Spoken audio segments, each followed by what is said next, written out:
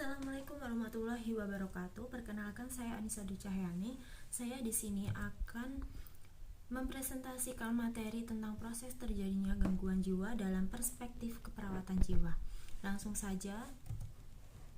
Pengertian gangguan jiwa menurut American Psychiatric Association atau APA mendefinisikan gangguan jiwa pola perilaku atau sindrom psikologi secara klinik terjadi pada individu berkaitan dengan distres yang dialami, misalnya gejala menyakitkan, ketunadayaan dalam hambatan arah fungsi lebih penting dengan peningkatan risiko kematian, penderitaan, nyeri, kehilangan kebebasan yang penting dari ketunadayaan.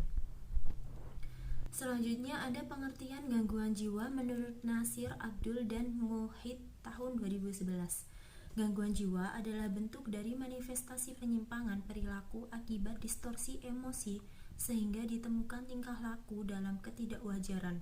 Hal tersebut dapat terjadi karena semua fungsi kejiwaan menurun.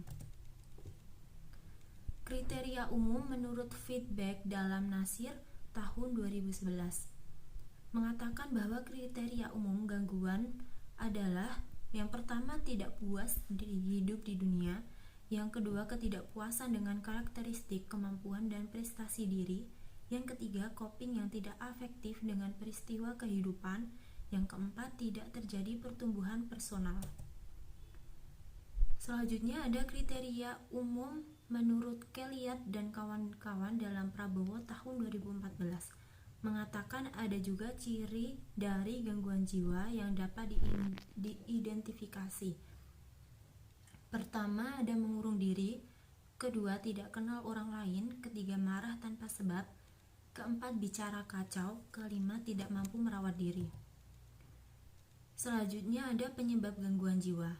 Penyebab gangguan jiwa yang terdapat pada unsur kejiwaan, akan tetapi ada penyebab utama mungkin pada badan atau bisa disebut dengan somatogenik, di psike atau psikologenik, kultural atau tekanan kebudayaan atau lingkungan sosial, bisa disebut dengan sosiogenik, dan tekanan keagamaan atau spiritual.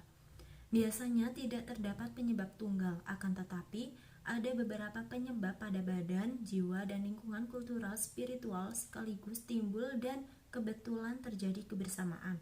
Lalu timbul gangguan badan atau jiwa.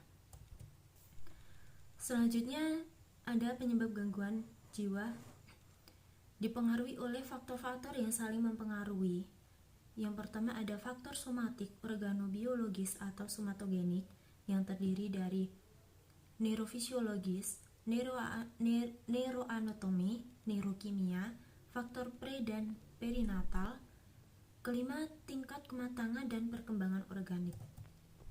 Selanjutnya, faktor psikologik atau psikogenik terdiri dari peran ayah, interaksi ibu dan anak, inteligensi saudara kandung yang mengalami persaingan, hubungan pekerjaan, permainan masyarakat dan keluarga, depresi, kecemasan, rasa malu atau rasa salah mengakibatkan kehilangan keterampilan, kreativitas, dan bakat, perkembangan dan pola adaptasi sebagai reaksi terhadap bahaya.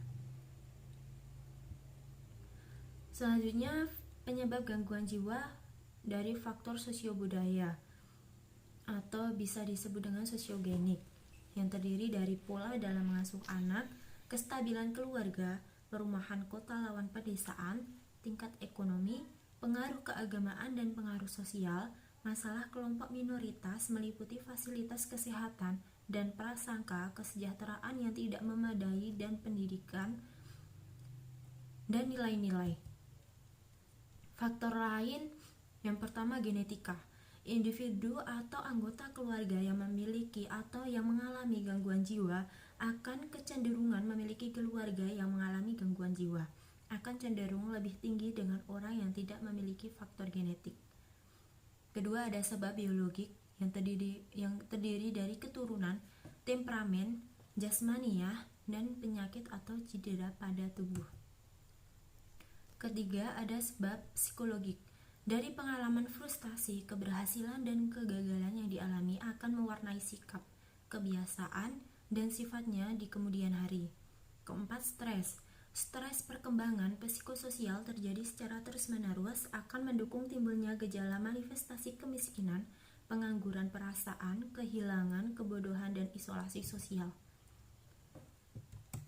Kelima, sebab sosiokultural yang terdiri dari cara membesarkan anak yang kaku, sistem nilai dan ketegangan akibat faktor ekonomi dan kemajuan teknologi. Keenam, perkembangan psikologik yang salah, ketidakmatangan individu gagal dalam berkembang lebih lanjut. Tempat yang lemah dan distorsi ialah bila individu mengembangkan sikap atau pola reaksi yang tidak sesuai, gagal dalam mencapai integrasi kepribadian yang normal. Selanjutnya ada tanda dan gejala gangguan jiwa. Pertama ada ketegangan atau tension, merupakan murung atau rasa putus asa, cemas, gelisah, rasa lemah, histeris, perbuatan yang terpaksa atau konvulsif, takut dan tidak mampu mencapai tujuan, pikiran-pikiran buruk.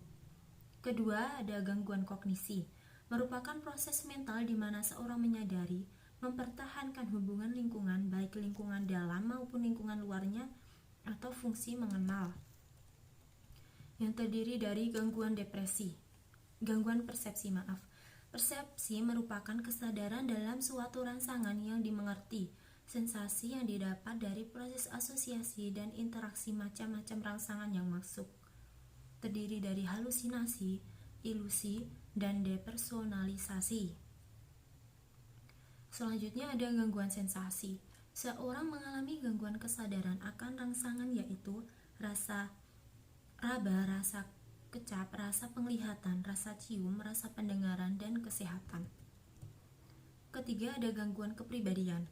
Kepribadian merupakan pola pikiran keseluruhan, perilaku, dan perasaan yang sering digunakan oleh seseorang sebagai usaha adaptasi terus-menerus dalam hidupnya. Gangguan kepribadian misalnya gangguan kepribadian paranoid, disosiasi emosional tak stabil. Yang keempat ada gangguan pola hidup, mencakup gangguan dalam hubungan manusia dan sifat dalam keluarga, rekreasi, pekerjaan, dan masyarakat. Misalnya dalam pekerjaan harapan yang tidak realistik, dalam pekerjaan untuk rencana masa depan, pasien tidak mempunyai rencana apapun. Yang kelima, gangguan perhatian. Perhatian ialah konsentrasi energi dan pemusatan, menilai suatu proses kognitif yang timbul pada suatu rangsangan dari luar. Keenam, gangguan kemauan. Kemauan merupakan di mana proses keinginan dipertimbangkan lalu diputuskan sampai dilaksanakan mencapai tujuan. Ketujuh, ada gangguan perasaan atau emosi. Afek dan mood. Perasaan berupa perasaan emosi normal, adekuat berupa perasaan positif, yaitu gembira, bangga, cinta, kagum, dan senang. Perasaan emosi negatif berupa cemas, marah, curiga, sedih, takut, depresi, kecewa, kehilangan rasa senang, dan tidak dapat merasakan kesenangan.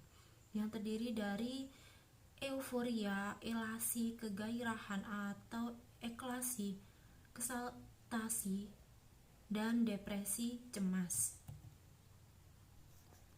Kedelapan, gangguan pikiran atau proses pikiran, berpikir. Pikiran merupakan hubungan antara berbagai bagian dari pengetahuan seseorang. Berpikir ialah proses menghubungkan ide, membentuk ide baru, dan membentuk pengertian untuk menarik kesimpulan. Proses pikir normal ialah mengandung ide, simbol, dan tujuan asosiasi terarah atau koheren. Kesembilan, gangguan psikomotor. Gangguan psikomotor berupa aktivitas yang menurun, aktivitas yang meningkat, kemudian yang tidak dikuasai, berulang-ulang dalam aktivitas. Gerakan salah satu badan berubah gerakan salah satu badan berulang-ulang atau tidak bertujuan dan melawan atau menentang terhadap apa yang disuruh. 10. Ada gangguan ingatan. Ingatan merupakan kesanggupan dalam menyimpan, mencatat, atau memproduksi isi dan tanda-tanda kesadaran. Proses ini terdiri dari pencatatan, pemanggilan data, dan penyimpanan data. 11. Gangguan asosiasi. Asosiasi merupakan proses mental dalam perasaan kesan atau gambaran ingatan cenderung menimbulkan kesan atau ingatan respon atau konsep lain yang memang sebelum. Ke-12 ada gangguan pertimbangan. Gangguan pertimbangan merupakan proses mental dalam membandingkan dan menilai beberapa pilihan dalam suatu kerangka kerja, memberikan nilai dalam memutuskan aktivitasnya berkaitan.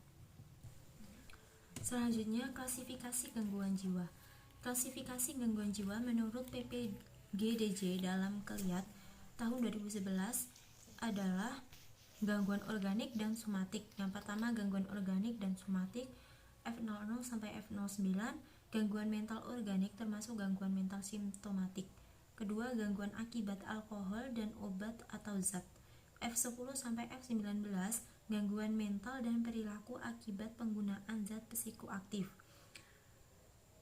Selanjutnya, gangguan mental psikotik. Yang pertama, skizofrenia dan gangguan yang terbaik.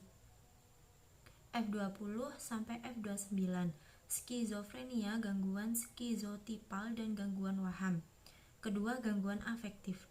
F30 sampai F39, gangguan suasana perasaan, mood atau afektif.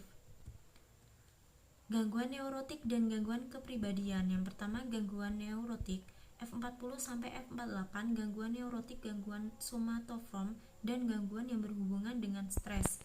Kedua, gangguan kepribadian dan perilaku masa depan F50 sampai F59, sindrom perilaku yang berhubungan dengan gangguan fisiologi dan faktor fisik. F60 sampai F69, gangguan kepribadian dan perilaku masa dewasa. Selanjutnya, gangguan masa kanak, remaja dan perkembangan. Pertama, F70 sampai F79, retardasi mental. F80 sampai F89, gangguan perkembangan psikologis. F90 sampai F98, gangguan perilaku dan emosional dengan onset. Selanjutnya, ada jenis gangguan jiwa.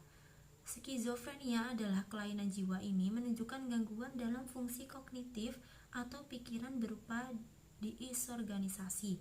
Jadi, gangguannya adalah mengenai pembentukan isi serta arus pikiran. Depresi ialah salah satu gangguan jiwa pada alam perasaan, afektif dan mood, ditandai dengan kemurungan, tidak bergairah, kelesuan, putus asa, perasaan tidak berguna, dan sebagainya. Cemas ialah gejala kecemasan baik kronis maupun akut, merupakan komponen utama pada semua gangguan psikiatri. Komponen kecemasan dapat berupa bentuk gangguan fobia, panik, obsesi, kompulsi, dan sebagainya. Selanjutnya, penyalahgunaan narkoba dan HIV atau AIDS. Di Indonesia, penyalahgunaan narkotika sekarang sudah menjadi ancaman yang sangat serius bagi kehidupan. Para ahli epidemiologi kasus HIV atau AIDS di Indonesia sebanyak 80.000 sampai 120.000 orang. Dari jumlah tersebut yang terinfeksi melalui jarum suntik adalah 80%. Bunuh diri dalam keadaan normal, angka bunuh diri berkisaran antara 8 sampai 50 per 1000 orang. Seharusnya bunuh diri sudah harus menjadi masalah kesehatan pada masyarakat yang besar. Baik, terima kasih. Sekian dari presentasi saya dari materi proses terjadinya gangguan jiwa dalam perspektif keperawatan jiwa. Kurang lebihnya saya mohon maaf. Wassalamualaikum warahmatullahi wabarakatuh.